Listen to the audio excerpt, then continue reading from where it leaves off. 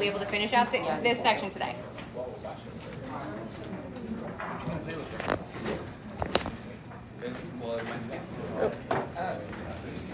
There we go. So we are going to graph as many graphs as we can today. Also, I'm going to point out what I am affectionately calling my shame trash can. The only classes that graphed yesterday, Precal, and this was what was left on my tables for me to clean. Clean up after your own day stuff. Lest we add more to the shame trash can. Trash can and I. This is all cleaning up. Just saying, I'm not saying any of us in here in particular. Notice how it's not divided by table. I'm not putting anybody on blast. I'm saying, clean yourself up, because it's not my job. I'm being nice and giving you graph papers. I could just say, have graph paper. So there are graphs on the tables. If you choose to cut them up, that's on you, but clean up after your own dang self. All right. So let's think about what transformations we have on this rational function here. Do we have A, B, H, or K? We have A, H, and K on this one. So this one's very, very algebra 2 on it. So what is our A? -1. What is our H? Sorry, I can't hear it over the chairs. I heard one person say something, but I couldn't tell what it was. -3. Good. We have that opposite sign. That is not how we write a 3. There we go. And what's our K? -4. I'm so good at writing things in order right now. My brain is totally working exactly the way it's supposed to. This is when I'm going to do my giant table, where we put our parent in the middle. What is our parent function for this? 1 over x. Y equals 1 over x. So we pick our x's to find our y's.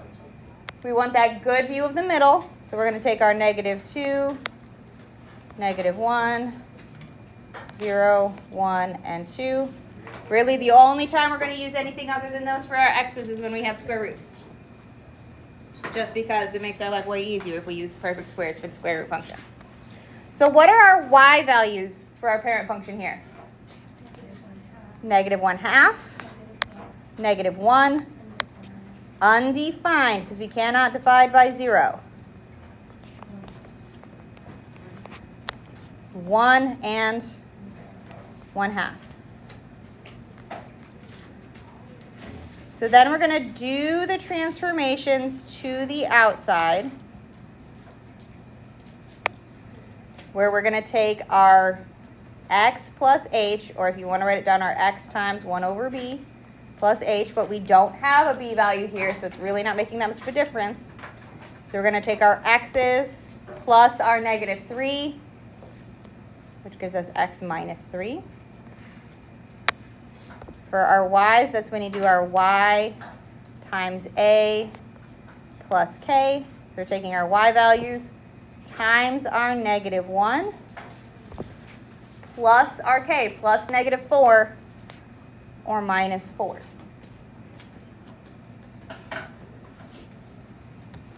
So what are our x values going to be for our transformed function? Ooh, that was not the laser pointer, but that's what I meant. Yeah. Yes. So we're going to have our -5 because we take our -2 minus 3, -5, -4, -3, -2, and -1.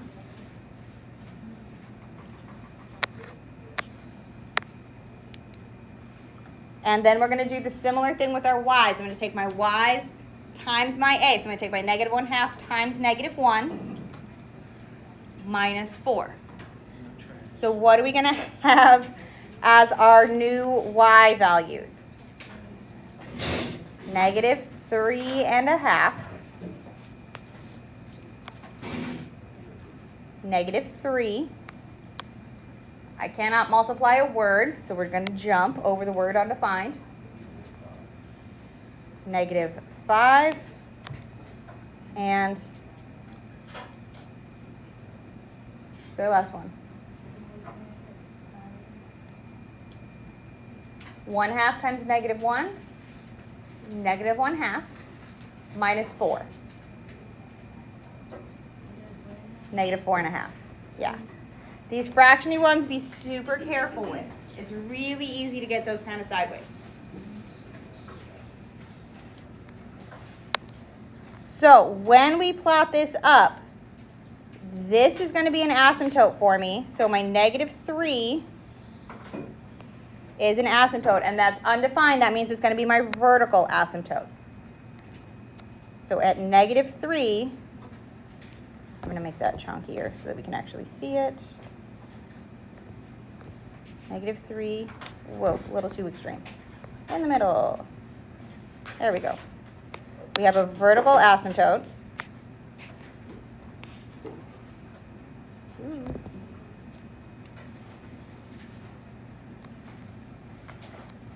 We can plot our points here, but before we connect them up, I'm going to talk about our horizontal asymptote and where that might be. So when we have -5, -3.5, -4, -3, -2, -5, and -1, -4.5. Where might our horizontal asymptote be? -4. This guy is going to be our horizontal asymptote every single time. It's going to be where it jumps across here. It's all to do with that vertical shift. So if you think through your transformations, this thing has moved down 4. That's what the K tells me. So it takes my horizontal asymptote and pushes it down 4. Our horizontal asymptote will always be at our K. Our vertical asymptote will always be at H. Just like with parabolas, our HK is our vertex. With absolute values, the HK is the vertex. With our cubes, that's that middle point. For our rational functions, the place where our asymptotes meet is always, always, always going to be at H, K. Every time, our asymptotes will meet at the point H, K. Every single time. When we're dealing with the linear-based ones. We'll get to some weird ones later on, but that's a separate chapter. So then we're going to connect up our points and hug these asymptotes. Switching my color back to the proper blue. So it's going to look like this, except I'm going to remember to go all the way to the edge of my graph.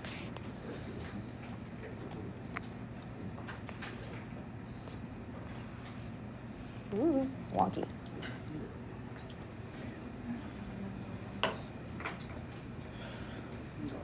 Okay, we're not going to do tons of work with rationals yet. We're going to have a whole chapter where we kind of focus on rationals. So we're going to not focus too hard on them right now, but we're going to just see these to see what's going on. Okay, so we did one of these yesterday. We did another one today. Questions on this one?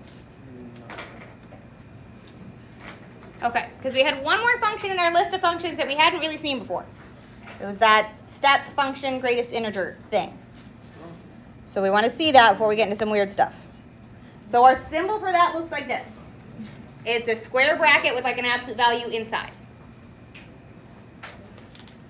So it's very blendy up here, but when I'm drawing them by hand, it's a square bracket with a line inside. Square bracket with a line inside.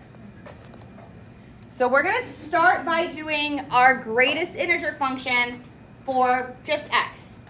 I do recommend, if you haven't glued one in yet, using a numbered graph for it, just because it's going to have a whole bunch of little steps. And if you do the numbered graphs, a lot fewer pieces that you have to draw. Instead of 20 little steps, you're going to draw 12. So I've got the big one up here, but I recommend it. So what the greatest integer function is what is the greatest integer at or below the decimal that you're thinking of. So it's going to wind up being intervals as our x's, but we're going to think about if we have decimals, what that's going to be. So if my x, and I know it's super small up here, if my x is 2.1, what is the greatest integer, whole number, inside 2.1? 2. So if x is 2.1, my y is 2. If x is 2.8, what is my y? What is the greatest integer that is inside 2.8? 2. In fact, anything for my x's from 2 all the way up to 2.9 and 9 and 9 and 9 and 9 and 9 and 9 and 9 and 9 and 9 would have a y value of 2 there, right? The greatest integer in everything up to but not including 3 will have a y value of 2. The greatest integer inside everything from 2 to 3 is 2. So the way that these are going to look is if I look at my interval from 2 to 3,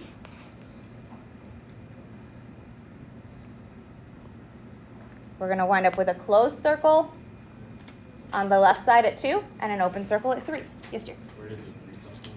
I could have everything up to 3, so 2.9 and 9 and 9 and 9 and 9 would still round down to 2. 2.9 would also round down to 2. So everything up to but not including 3. So what about everything between 1 and 2?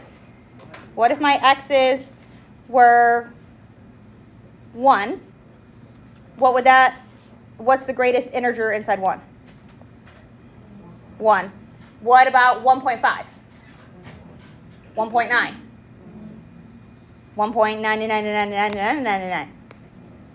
Everything up to 2, but not including it.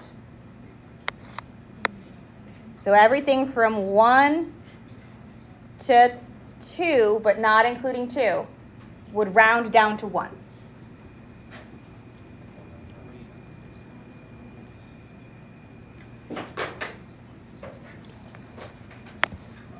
This is one of those things I'm still trying to figure out the way to make this the most efficient.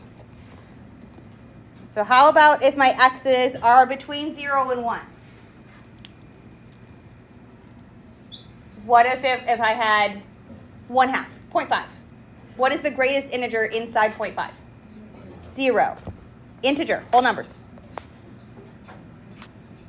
If it was 0.2, our greatest integer would be 0. If it was 0.9, 0. So everything between 0 and 1 has a greatest integer of 0. Yes, dear. Maybe I don't know for No, it's okay. Why do you put the bracket on the? Because the greatest integer inside, let's look at the 2 and 3 again. So 2, if I just have 2.0, the greatest whole number inside 2 is 2, right? The greatest whole number inside 2.1 is a 2. The greatest whole number inside 2.2 is a 2. The greatest whole number inside 2.9 and 9 and 9 and 9 and 9 and 9 is still a 2. But the second we switch up to 3 is when it's going to jump. So that's why the 2 is included. My 2 would still round down to be 2. But 3 would not, but everything up to 3 would. So 3 is my stopping point. So it's always going to be steps kind of like this. And it continues even with the negatives. So if I go into the negatives, it's going to do the same thing. We're going to have a closed circle on the left, open circle on the right, and they're connected. Closed circle on the left, open circle on the right, and they're connected. So it's intervals. This is called our greatest integer function. So it looks like this.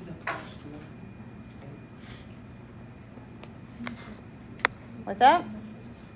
Oh, you just put random numbers. Like those, yeah, that was just random numbers. That was how I did it last year, and I'm like, I like it better as the intervals. And if we can think it as the intervals, this is the one we're like, this is the greatest integer of x. This is our parent function.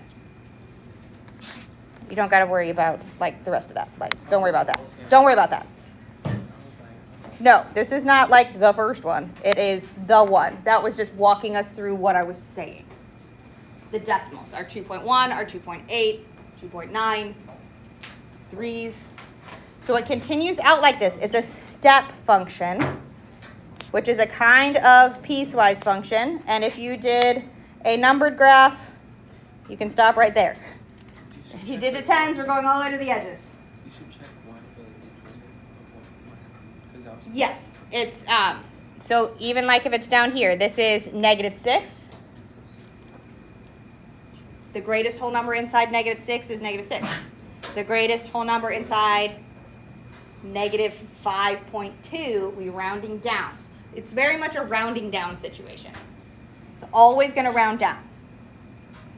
Okay, so this is our parent function. I know. The transformations actually make it less gross, I promise. Because that's what teachers say. We're going to go from like 12 sections down to like 5. So I'm saying, I promise. So when we look at doing transformations on our greatest integer function, when we write our parent table, we're going to put those intervals as our x's. It just makes our lives way easier. So we're going to do 3 times our greatest integer function. We're not going to have this show up tons and tons and tons and tons of times, but I just want us to be able to see it. Yes, dear. Yes. Don't lose it. Well, we have a quiz tomorrow over this section. I thought you said, do we have a quiz tomorrow? It could be. I was going to say, to be fair, I've answered that question the same way every time someone asks me, is this going to be on the quiz? No matter which quiz it is, it's like, it could be. 3.5. 3.5 is included on the quiz. This is our last new function of 3.5. Then we're going to start playing Smash together. Uh-huh. There's still more than 3.5. Yeah. So how do we have a quiz over tomorrow? I mean, there's still more. We're going to finish it out today. We're not finishing today. We are finishing today. All right, so looking at our greatest integer function, the way we're going to write our parent function here, our greatest integer of x, we're going to take those intervals where we have our -2 to -1 was rounding down to -2. Our -1 to 0 rounds down to -1. Our 0 to 1 rounds down to 0. Our 1 to 2 rounds down to 1. And our 2 to 3 rounds down to 2. So that's our parent function. What transformation exists here? An A. We could have an H inside. We could have a K added on the end. We could have a B if I'm feeling real mean. But this one just has an A. Same process. We would still do x plus h. We would just add it to both numbers. So if we had like an h of 1, we would add it to the -2 and to the 1. We would add it to the -1 and the 0. So we would just apply it to both numbers on the interval. Helps if I go all the way to the bottom. Then for our y's, we're still going to take our y times a plus k. So we're taking our y values times 3 plus 0. We do not have any k values. So instead of having -2, we're now going to have a -6. -2 times 3. -1 times 3. -3. 0 times 3. 0. 1 times 3. 3. 2 times 3. 6. So this is still giving us a vertical stretch. It's still doing the same job. It's just going to take that step function and go and pull it outwards. So when we plot this up and I look at my interval between -2 and -1, instead of being up here where it was originally, it's down at 6. So from -2 included to -1 excluded, we're down at 6. This is 6. I'm just on the unnumbered graph. 6. -6. My interval between -1 and 0, we're at -3. So it's closed on the left side, open on the right. From 0 to 1, we're in the same spot as normal between 0 and 1. Between 1 and 2, we're up at +3. And between 2 and 3, we're up at +6. So it took my step function from the last one and stretched it out this way, a vertical stretch.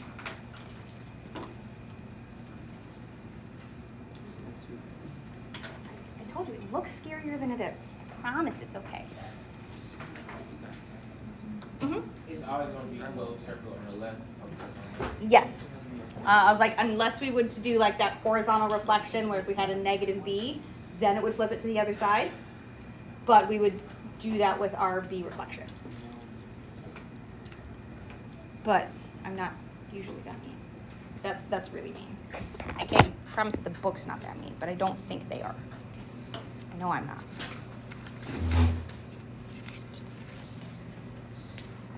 I don't think the book was that mean. Okay. The book is mean, but I don't think they're that mean. Okay. So that's how we deal with those greatest integer functions, that funky new symbol. They're little bitty steps. It's a stepwise function. Questions on those ones? Like, we're not going to do another one. Like, that's what we're going to do with that one. That's not the last one. We still got 20 minutes, man. Last thing we're going to do is take all these functions we've been working with and smash them together. We're going to work with piecewise functions. That's what this is all leading up to. Piecewise functions, where we have two different graphs on the same graph. That is still a function. So sometimes they're structured like this with a comma in between. Sometimes it'll say if, sometimes it'll say for, sometimes they'll put a semicolon in between. But what we have is two different function rules and a domain restriction. So there is supposed to be an equal sign in between, and there's not restriction. It's supposed to say f of x equals, and then the squiggly bracket. And what this means is that my f of x equals 3 when x is less than or equal to 0. So my first thing is that we're going to have f of x equals 3, but only when x is less than or equal to 0. And we're going to have another function rule that says f of x equals 2x plus 1, but only when x is greater than 0. So one option when we're doing these is to straight up graph both and then erase stuff, or to grab a Post-it note and physically block things off, or just make yourself some t-tables and go that way. So on this one, my green here, I'm going to pick some x's to find some y's. I'm just going to do this substitution style. So what x values should we use if we need x to be less than or equal to 0? 0, -1, -2, -3. We could keep going. Any numbers that are less than 0 you can use. If my equation says f of x equals 3, all threes. There's no place to substitute in an x. So this is 0, 3, -1, 3, -2, 3. What is this going to look like? A straight line, more specific. A horizontal line. For my 0 point, are we going to do an open circle or a closed circle? How do we know? Because it's equals to. So we've got a closed point at 0, 3, -1, 3, -2, 3. Could I keep going this way? Yeah, we only stopped because we got lazy and ran out of table. So I could keep going all the way to the edge. And I could go even past it.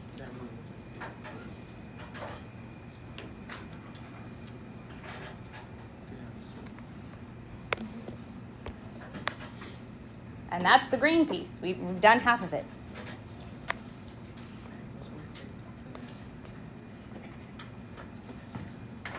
So I'm going to do the same thing for the purple. So you can absolutely do it this way. What x's are we going to pick for my purple function? Positive ones. What are we going to start with? 1, 2, 3. What other piece do we need to have? 0. We have to have our endpoint. Because while my x cannot equal 0, it could equal 0.00000001. So we're going to have to include the endpoint every single time, but this guy's going to get an open circle. Because this is a greater than, not greater than equals to, we have to put an open circle at 0.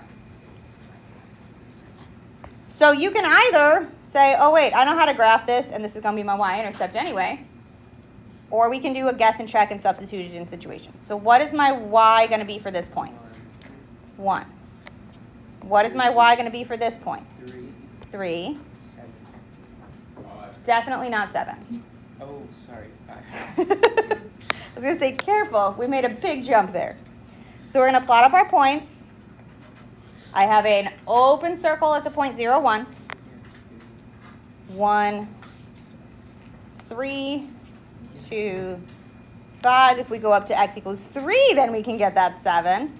We could keep going with our slope. This is linear, so we're going to go up to over 1, get as many points as we can. The more points we have, the easier it is to connect them up and get a line. Anytime we have something that is linear or absolute value, you do need to use a ruler. And I have tons and tons and tons if you need some. You could also use the edge of your ID, which you're supposed to have on you. You could use the edge of your well, not the calculators, they're awfully curvy. The edge of your phone, if you have a big enough phone that's got a straight edge along the side. But you gotta use some sort of straight edge when we have something linear. I'm gonna switch these lines up for something a little bit chunkier because they're a little lightweight. And then I'm gonna ask you a couple questions before we move on to the next thing. Because I'm gonna ask you, what is our domain?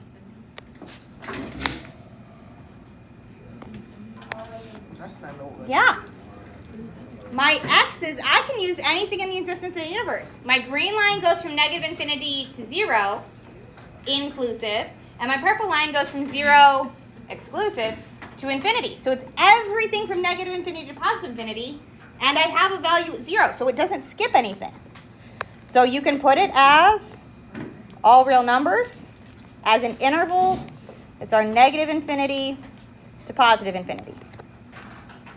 Either way is fine. How about our range?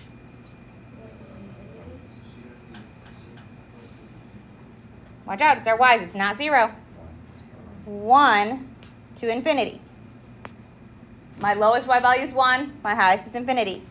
Infinity always gets a parenthesis. How about our 1, parenthesis or bracket?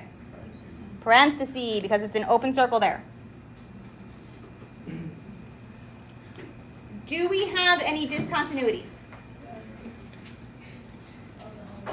on the whole function? Do we have a discontinuity? Yeah. What kind of discontinuity is it? Well, there's a whole, but is it just that it's a removable discontinuity? What was it called? Oh, I heard it. It was very quiet, though. What is our line doing? Jump. This has a jump discontinuity. That's that teleport. This has a jump discontinuity at x equals 0. We list our discontinuities by their x values. So jump discontinuity at x equals 0. Bless you.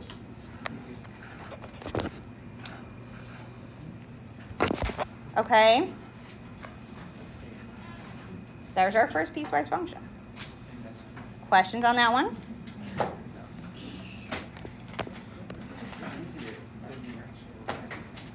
Okay. Let me toss some weird ones at you though. So let's do this one now. F of x equals, again, the equal sign. Why is it not For some reason, it's not pulling the equal sign from my Google Slides.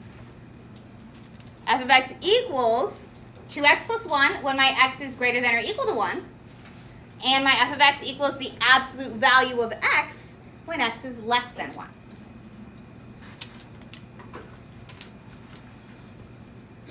So the first one, that linear function, we can do exactly the same way we did before. You can just pick your x's and substitute in. You could graph the whole line and do some erasing. You could do whatever the heck you want. You could grab Post-it notes and cover up your grid, whatever we need to do.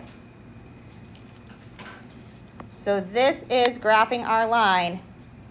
F of x equals 2x plus 1. We just did that line. But only when x is greater than or equal to 1.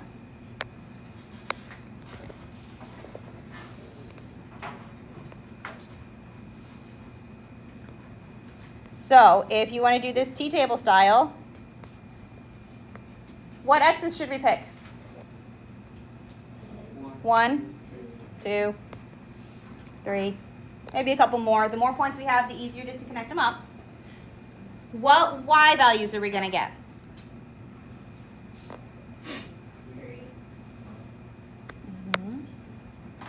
5 and 7. My end point here, my x greater than 1, is this going to be an open circle or closed circle here? Closed circle, because of that equals 2. Did we stop down here because we ran out of domain or because we got lazy and didn't want to fill in more table? Lazy, so that end gets an arrow. So when we plot that one up, we have our 1, 3, we have our 2, 5, we have our 3, 7. We cannot continue further left, but we could continue further right. So our line's going to look like that.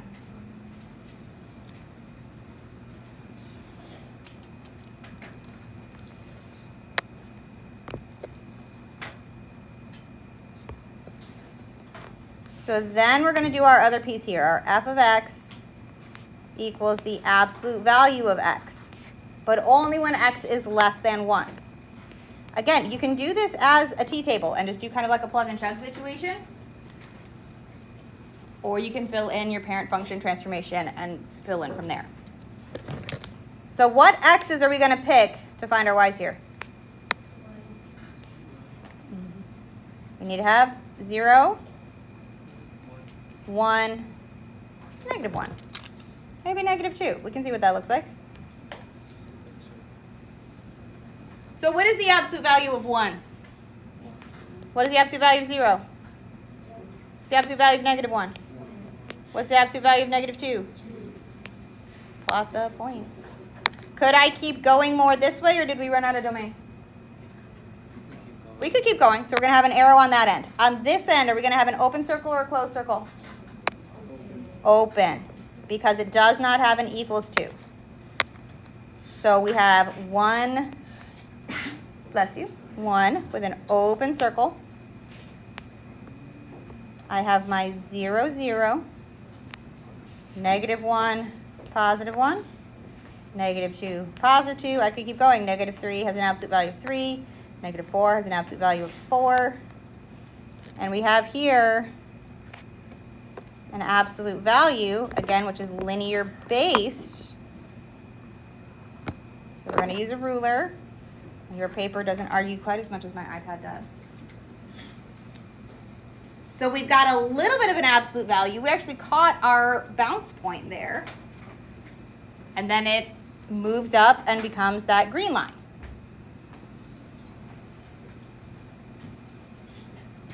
And again, I'm going to ask you, what's our domain? All real numbers. It's everything from -infinity to +infinity. So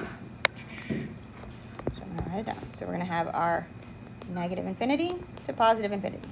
How about our range? From 0 to infinity. Is that 0 going to have a parenthesis or a bracket? No bracket. It's a bracket because it can equal. This is a closed circle at 0, 0. What kind of discontinuity do we have here? a jump discontinuity at x equals 1.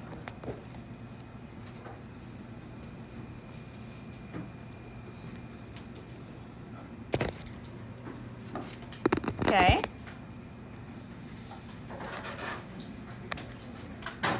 I was like, we had to hit all the individual functions really hard because then these are like, oh, not so bad, not so bad. But we have to really focus on all those other functions because we can give you absolutely anything once my iPad unfreezes.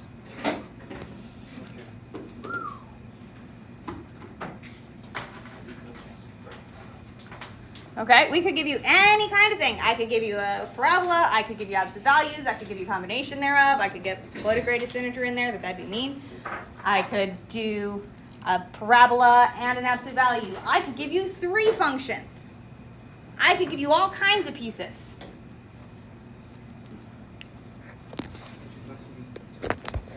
What's up?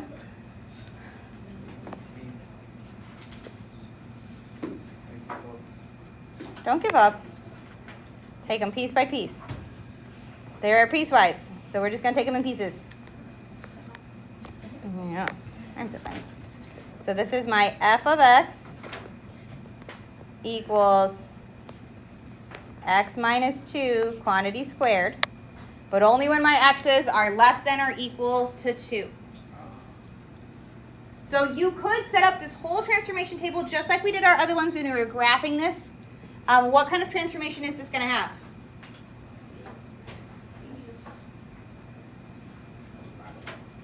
It's a parabola. How is it shifted, though? Right 2.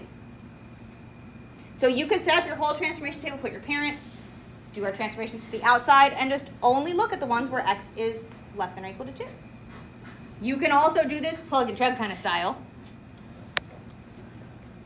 where I come through and I pick my x's to find my y's, and we only pick x's that are less than or equal to 2, which in this case will be exactly what our transformation table would show us for a lot of it. So we're going to start with our 2. We always start with our end piece. Is this going to be open or closed? Closed. And we need numbers that are smaller. So 1, 0, -1. So if we substitute in here, 2 minus 2 squared. 1 minus 2 squared. 0 minus 2. 0 minus 2 squared. There we get our 4. -1 minus 2. -3, which is then squared to make 9. Y'all jumping ahead and making me think you went a little chaotic. So our points are closed at 2, 0, 1, 1, 0, 4, -1, 9, which will only actually show up if you have the unnumbered graph. Could I put an arrow on the right-hand side and keep going to the right? No. To the right? No. Why not? Because we stop at 2. My domain restriction says I have to be less than 2. So we can connect these up. Could I keep going to the left? Absolutely. I just ran out of graph and table and energy. Whoop. So same vibe with our second piece here. But this one's just a line. So we can fit this in the 2 minutes we got left. F of x equals 1/2 x plus 1. But my x's have to be greater than 2. So what are we going to start with? 2. But it's going to have what?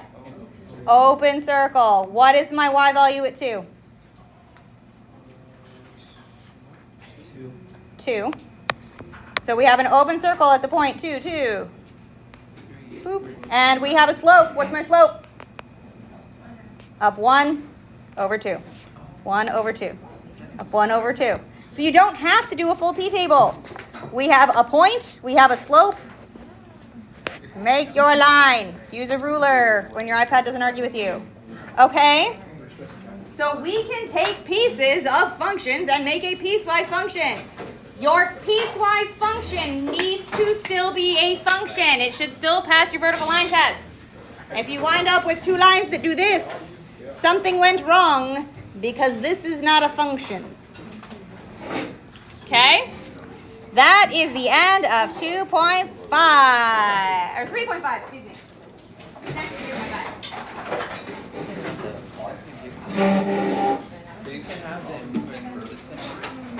So good. Yes, dear.